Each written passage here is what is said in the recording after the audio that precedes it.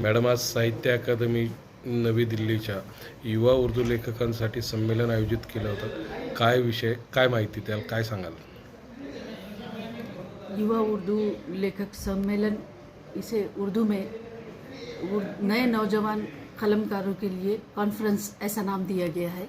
ये शोबे उर्दू डॉक्टर बाबा साहब अम्बेडकर मराठवाड़ा यूनिवर्सिटी और साहित्य अकादमी दोनों के इश्तराक से अमल में आया। इसमें शोबे के तलबा, महक़िक़, असातिज़ा और नए अदीबों को शामिल किया गया है।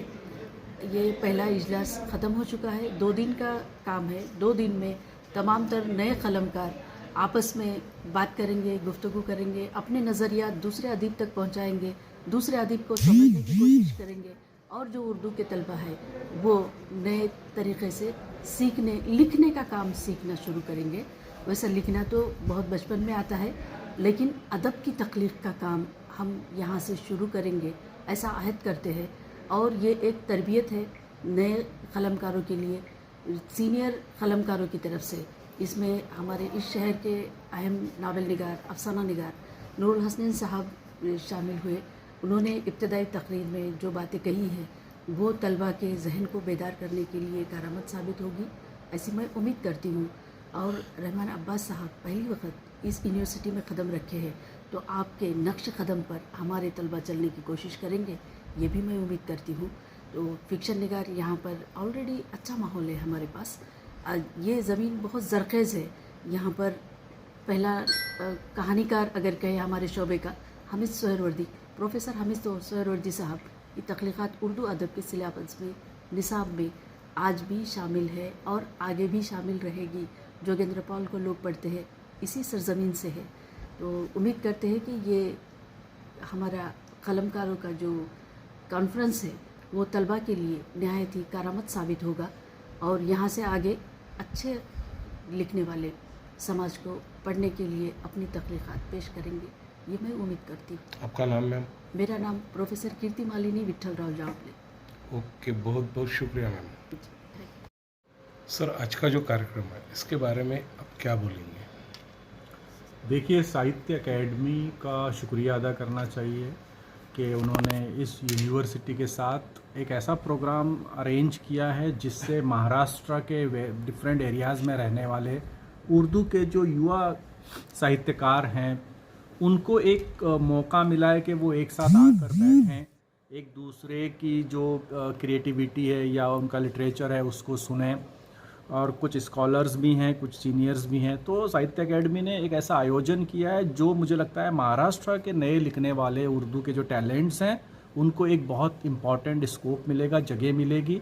वो अपनी लिटरली पोटेंशियल्स को देख पाएंगे, समझ पाएंगे और फिर महाराष्ट्र का जो लिटरेचर है उसको भारत भर में और विश्व के दूसरे स्थानों पर ले जाएंगे। तो मैं साहित्य अकेडमी का और बाबा साहब अम्बेडकर यूनिवर्सिटी के डिपार्टमेंट का शुक्रिया अदा कर रहा हूँ। सर, उर्दू एक प्यारी लैंग्वेज है, लेकिन आज उर्दू ख़त्म होने की कगार पर है, ऐसा लगता है कि आपको? ये बात बड़ी हद तक सही है, क्योंकि कोई भी भाषा जब तक उसको इकनॉमी का सपोर्ट नहीं होता है वो ज़्यादा सरवाइव नहीं कर सकती। लेकिन उर्दू उन खुशनसीब ज़बानों में से है जिसके पास बहुत सारे दूसरे मीडियम हैं, जैसे सिनेमा है, थिएटर है, ड्रामा है।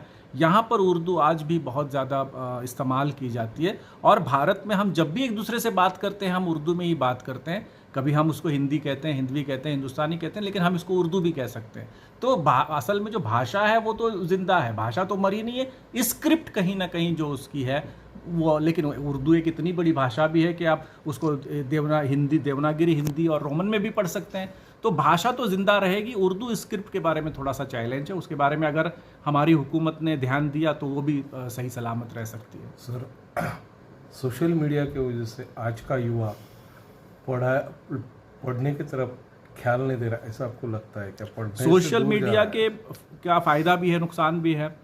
फ़ायदे पर तो हम बात नहीं करते, लेकिन नुकसान ये है कि हमारा जो युवा है वो बहुत सारा वक्त बहुत सारी खुराफात में या स्टूपिड चीज़ों पे इन्वेस्ट करता है। जैसे कई तरह की वल्गैरिटीज़ में अपने आप को झोंक रहा है। मुझे लगता है ये काफ़ी ख़तरनाक है। लेकिन उसी सोशल मीडिया का अगर हमारा युवा सही इस्तेमाल करेगा तो वो बहुत सारी चीज़ें सीख सकता है, बहुत सारी ज़बानें सीख सकता है, बहुत सारी टेक्नोलॉजी सीख सकता है और उसके लिए अपने लिए रोज़गार भी पैदा कर सकता है सोशल मीडिया से। तो डिपेंड करता है कि एक नौजवान चाहता क्या है। अगर वो गुमराह होना चाहता है तो सोशल मीडिया के दलदल में गिर के तबाह हो सकता है। अगर वो कुछ अपने पैरों पर खड़े रहने के लिए रोशनी तलाश करना चाहता है तो उसी सोशल मीडिया पर उसके लिए अच्छी चीज़ें हैं। सर, उर्दू मुशायरे एक ज़माना हुआ करता था उर्दू मुशायरे का, लेकिन आज उसको भी कौम में बांटा गया है। कैसे देखते हैं इस बारे में? कौम में बांटा क्या है तो मुझे समझ में नहीं आता। मुझे लगता है कि मुशायरा आज भी हमारे कल्चर का एक बड़ा मीडियम है और मैंने तो ऐसे मुशायरे भी अटेंड किए हैं जिसमें जहाँ मराठी, हिंदी, अंग्रेज़ी सारी ज़बानों के पोइट्स एक साथ मिलकर बैठते हैं और शायरी सुनाते हैं। तो मुशायरा तो लोगों को जोड़ता है, करीब लाता है और तो वो उस दिमाग का प्रॉब्लम है, मुशायरे का प्रॉब्लम नहीं है। सर, उर्दू युवा लेखक के लिए आप क्या संदेशा देना चाहते हैं? डूब कर अपने दिल में पाजा सुरागे ज़िंदगी, यानी पहले ख़ुद को समझ और फिर अपने समाज को समझ, अपने समाज की विडंबनाओं को समझ और इस समाज में तुझे जो स्थान हासिल करना है वो तुझे प्राप्त होगा अगर तू अपने आप को और इस समाज को समझेगा। सर, आपका नाम? रहमान अब्बास। अकेडमी सर, साहित्य अकादमी नई दिल्ली की तरफ से ये जो युवा उर्दू लेखक सम्मेलन का आयोजन किया गया है, क्या मालूमात देंगे? कैसे देखते हैं आप ये उर्दू, ये जो लैंग्वेज है उर्दू, संस्कृत, ये लैंग्वेज का पढ़ाई की तरफ, इसको पढ़ने की तरफ, इसको ये करने की तरफ आज का युवा जो है वो आकर्षित नहीं होता है, क्या बोलेंगे सर? साहित्य अकादमी हिंदुस्तान का वाहिद इदारा है जो हिंदुस्तान की 24 ज़बानों के लिए तरक्की का काम करती है। उसमें उर्दू एक अहम ज़बान है। उर्दू इसी हिंदुस्तान में पैदा हुई और फिर हिंदुस्तान से दुनिया के मुख्तलिफ हिस्सों में गई है। साहित्य अकादमी उर्दू के फ़रोग़ के लिए, इर्तिक़ा के लिए और दूसरी ज़बानों के लिए भी काम करती है और उसके लिए मुख्तलिफ प्रोग्राम्स करती है, जिसमें ये एक प्रोग्राम शामिल है। इसी वजह से बहुत सारे नौजवानों को, बड़े राइटर्स को जो हिंदुस्तान से चुने जाते हैं, उनको इनामात भी देती है। आज का प्रोग्राम नौजवान नस्ल का प्रोग्राम है। हमारे नौजवान क्या लिख रहे हैं, शायरी कैसे कर रहे हैं, अफसाने, नावल कैसे लिख रहे हैं, उनको प्रमोट करने के लिए एक प्रोग्राम है और इस तरह प्रोग्राम साहित्य अकादमी पूरे हिंदुस्तान में करती है। औरंगाबाद की इस यूनिवर्सिटी का इंतखाब किया गया है ताकि महाराष्ट्र के मुख्तलिफ़ इलाक़ों से और हिंदुस्तान के दूसरे इलाक़ों से भी, दिल्ली से भी नौजवान यहाँ शामिल हो रहे हैं ताकि वह सभी एक साथ मिलजुल करके एक दूसरे का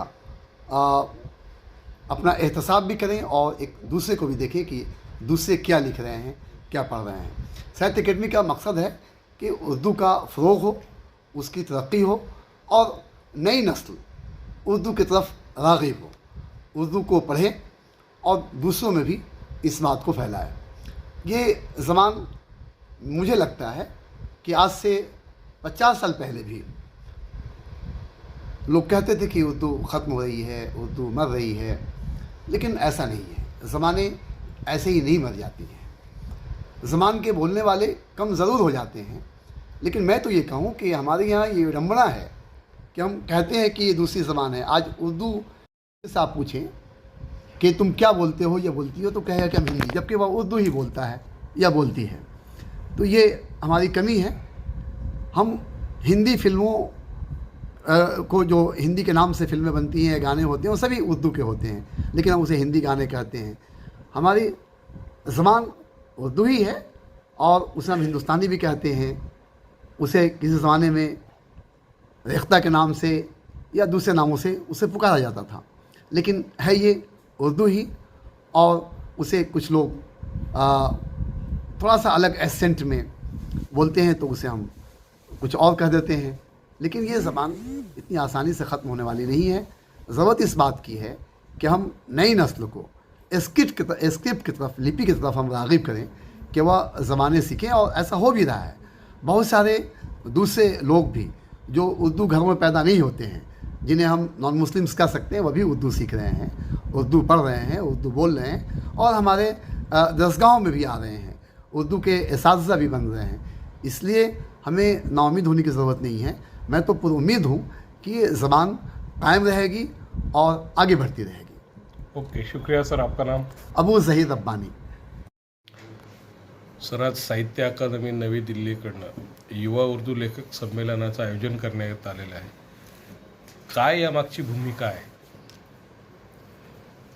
देखिए, साहित्य अकेडमी न्यू दिल्ली का जो ये कार्यक्रम है ये बहुत महत्वपूर्ण है, क्योंकि इसका सबसे पहला उद्देश्य ये है कि हमारे जो नौजवान लिखने वाले हैं उनकी तरबियत, उनकी ट्रेनिंग की जा सके, क्योंकि यहाँ पर सीनियर राइटर्स को इन्होंने निमंत्रण दिया और ये सीनियर राइटर्स ने अपनी बात उनके सामने रखी और आज और कल 2 दिन और रखते रहेंगे. देखिए, कोई भी भाषा जो होती है वो किसी भी देश की संस्कृति का सबसे बड़ा भांडवल होती है, क्योंकि हमारी जो संस्कृति है, भारत की संस्कृति सारे देश में एकमेव ऐसी संस्कृति है जहाँ विभिन्न भाषाएं बोली जाती हैं. और ख़ास तौर से उर्दू की ये बात है कि उर्दू कभी भी किसी प्रांत की भाषा नहीं रही, किसी एक कास्ट, एक कम्युनिटी की भाषा नहीं रही. हिंदुस्तान में केवल एक ही भाषा ऐसी है जिसको हम पैन नेशनल लैंग्वेज कह सकते हैं, जो देश के सभी प्रांतों में सभी कास्ट, कम्युनिटी और धर्म के लोग बोलते रहे हैं. और आज के इस कार्यक्रम में भी आप देखेंगे कि हमारे पास ऐसी कम्युनिटीज़ के लोग भी हैं जिनकी मातृभाषा हिंदी और मराठी है. ऐसे पार्टिसिपेंट्स भी हमारे पास इस सेमिनार में, इस कॉन्फ्रेंस में हैं. उर्दू की दूसरी विशेषता ये है कि ये एक ऐसी भाषा है जो सभी को अत्यंत प्रिय रही है.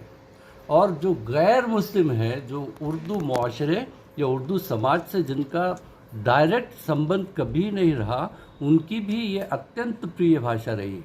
हमारे पास ऐसे राइटर्स, ऐसे पोएट्स पैदा हुए हैं जो मुस्लिम तबके के नहीं थे.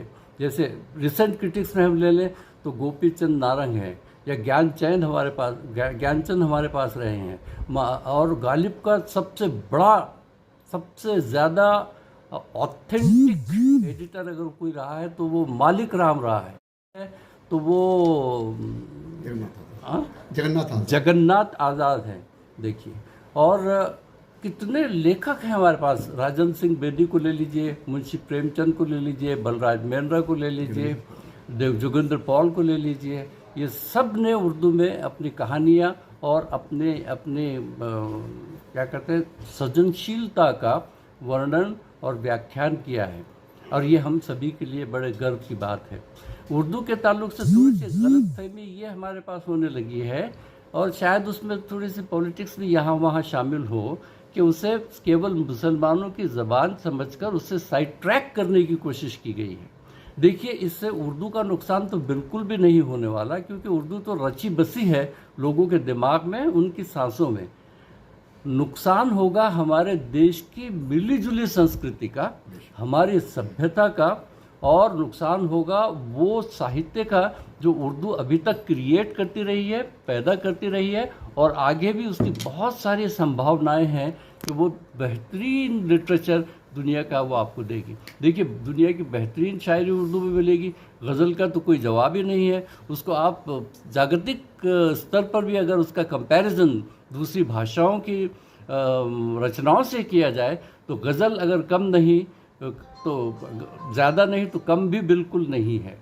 उर्दू शायरी का अपना एक मकाम है, अपना एक स्तर है. उर्दू अफसाना और उर्दू नावल का कोई जवाब नहीं है. उर्दू नावल, इतने अच्छे नावल्स लिखे जा रहे हैं आजकल, और उनमें हमारे साथी अभी आज एक शामिल है, रहमान अब्बास साहब हैं, दूसरे नूरुल हसनैन साहब हैं, और एक बहुत बड़ी एक तवील फहरिस्त है उर्दू राइटर्स की. तो साहित्य अकेडमी का उद्देश्य ये था कि इन सभी राइटर्स को किसी एक समाज के नहीं, समाज के विभिन्न वर्गों से लोगों, राइटर्स को और लेखकों को एक जगह रखकर एक तुलनात्मक व्यू, एक तुलनात्मक दृष्टिकोण की रचना की जा सके और उसको प्रमोट किया जा सके. क्योंकि रचनात्मक दृष्टिकोण के अदब की संकल्पना या कल्पना की जा सकती है और अच्छा अदब प्रोड्यूस भी किया जा सकता है। दुर्भाग्य से आजकल साहित्य की रचनाओं को लिटरेरी प्रोडक्शन कहा जाने लगा है, ग्लोबल लेवल पे लिटरेरी प्रोडक्शन। तो हम चाहते हैं कि हमारे देश में बेहतरीन लिटरेरी प्रोडक्शन हो, तो इस प्रकार की सभाओं का, कॉन्फ्रेंसेस का आयोजन अत्यंत आवश्यक है और साहित्य अकेडमी इस पॉइंट ऑफ व्यू से वो बड़ी मुबारकबाद की मुस्तहिक है। सर, किती युवा उर्दू लेखक यामध्ये सहभागी झालेले आहेत? अभी आज तो इन्होंने ऑल इंडिया लेवल पर केवल 15 लोगों को इनवाइट किया था, अब जिसमें से कुछ यहाँ वहाँ कम हुए हैं क्योंकि उनको रिजर्वेशन और टिकट का प्रॉब्लम आया, लेकिन ये सभी लोग हैं। और इसमें मराठी स्पीकर्स भी ऐसे हैं जो उर्दू में लिखते हैं, हिंदी स्पीकर्स भी ऐसे हैं, मुरारी जी हैं, अरुण जोशी जी हैं जो मराठी और हिंदी के हैं, लेकिन वो उर्दू में अपना लिखाण करते हैं। तो देश भर से ऐसे राइटर्स को, ऐसे लेखकों को यहाँ आमंत्रित किया गया है। उर्दू शिकू बघणाऱ्यांना, उर्दूची ओढ असणाऱ्या युवा लेखकांना आपण काय मेसेज देणार?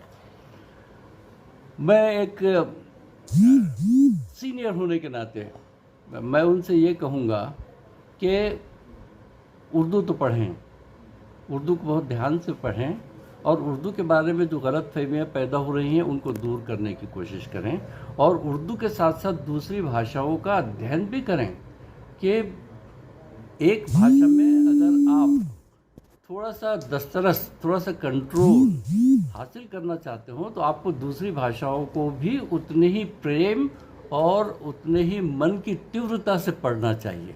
उर्दू स्टूडेंट्स के लिए, उर्दू के स्कॉलर्स के लिए, उर्दू के तलबा के लिए, विद्यार्थियों के लिए मेरा ये मैसेज है कि वो अदब को और भाषा को बहुत सीरियसली और बड़ी संजीदगी से पढ़ें, क्योंकि साहित्य का अध्ययन आपसे जो है ना एक तीव्रता, एक आत्मसमर्पण का तकाजा करता है। तो मेरा ये कहना है कि ये उर्दू को भी पढ़ें, दूसरी भाषाओं को। देखा है कि हमारे प्रधानमंत्री भारतीय संसद में उर्दू की कविताओं को कोट करते हैं। उन्होंने एक संसद के एक सेशन में तो अमीर खुसरो की नज़्म का कोटेशन दिया, बल्कि नज़्म का बड़ा हिस्सा पढ़ा, और फिर उन्होंने निदा फाजली की भी ये नज़्म का बहुत बड़ा कोटेशन दिया कि इस भीड़ में अगर तुम मुझे गिराकर चल सकते हो तो चलो, संभल सकते हो तो संभलो। इस तरह की वो नज़्म है, वो कविता है जिसका उल्लेख प्रधानमंत्री ने अपनी संसद में किया है। तो ये भाषा हमेशा रही है इस देश में, हमेशा रहेगी, और ये हमारी मिली जुली संस्कृति का सबसे सुंदर प्रतीक है उर्दू भाषा। सर, आपलं मराठी असेल, उर्दू असेल, हिंदी असेल, इंग्रजी असेल, चारही पाचही भाषांवर प्रभुत्व आहे। आपली आवडती भाषा कोणती? देखिए, उर्दू, अंग्रेज़ी मेरी एकेडमिक भाषा है, मेरी रोज़ी रोटी की भाषा है, लेकिन उर्दू मेरे ब्लड में दौड़ती है मेरे साथ। वो मेरी पैदाइश से, मेरे जन्म के साथ जो है ना, वो मुझ में घुली मिली है। लेकिन कोई भाषा छोटी या कोई भाषा बड़ी नहीं होती। सभी भाषाएं उतनी ही पवित्र होती हैं, उतनी ही महत्वपूर्ण होती हैं, उतनी ही अच्छी होती हैं, उतनी ही तहदार होती है, उतनी ही शानदार होती है। गरज, आवश्यकता इस बात की है कि हम भाषा की महानता को समझें। भाषा बड़ी गहरी होती है, चाहे कोई भी भाषा हो, लेकिन उर्दू इसलिए कि मेरी मादरी ज़बान है, जिसको आप कहते हैं, और उर्दू इसलिए कि my first love is Urdu. मेरा पहला प्रेम उर्दू ही है। ओके, धन्यवाद सर।